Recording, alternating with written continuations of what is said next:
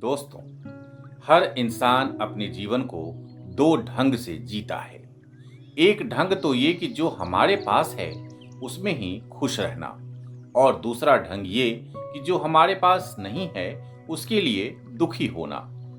अगर आपके पैर या हाथ की एक उंगली में भी दर्द हो जाए तो ऐसा महसूस होता है कि मुसीबत का पहाड़ टूट पड़ा है।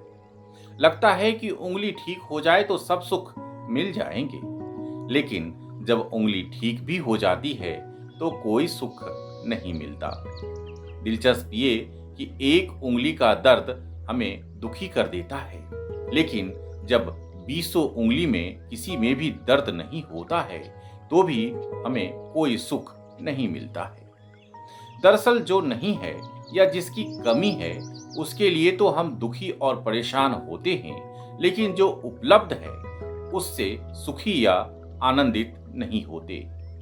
लोग सोचते हैं कि छोटे फ्लैट से बड़े मकान में जाकर वो सुखी हो जाएंगे, लेकिन वो बंगले में भी पहुंचकर सुखी नहीं हो पाते, क्योंकि जिसे जो मिला हुआ है अगर वो उसमें सुख नहीं खोज पाता है तो उसे जो भी मिलेगा उसमें भी वो खुशी नहीं खोज पाएगा। खुशी तो हमारी खोज पर निर्भर है। हमारे पास जो है अगर हम उसमें खुशी खोजने में सफल हो जाएं तो आगे भी हमारे पास जो होगा हम उसमें भी खुशी खोजने में सफल होंगे। हमें जो मिला है अगर उसमें दुख खोजने का अभ्यास है तो फिर जो मिलेगा हम उसमें भी दुख खोजते चले जाएंगे। ऐसी दृष्टि से जीवन अशांत और असहज हो जाता है। हमें जीवन के प्रकाशित पक्ष को पहचानना होगा।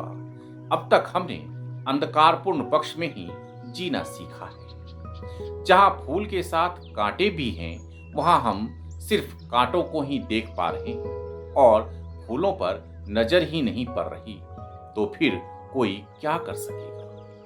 मैं आपसे सिर्फ इतना कहना चाहता हूं कि जीवन को बदलना आपके हाथ में है। एक बार खुद से पूछिए कि जीवन को देखने का आपका ढंग कैसा है। अगर आपकी जीवन दृष्टि ही गलत है तो इसे सही करने का अभ्यास कीजिए। अशांति का कारण आपके अंदर ही छिपा है। मेरी परेशानी तो मेरे जीवन दृष्टिकोण में ही छिपी है। दूसरों में अशांति के कारण खोजते रहने से जीवन में कभी भी शांति नहीं आएगी। जो भी ये सोचता है कि वो अपने पति, पत्नी, बहू, बेटे, भाई, बहन, रिश्तेदार, पड़ोसी या दोस्त के कारण अशांत या दुखी है तो वो एकदम गलत है। इस तरह सोचने से जीवन में कभी भी शांति संभव नहीं है। हमें सोचने का ढंग बदलना होगा। जीवन दृष्टि की भूल को सुधारना होगा।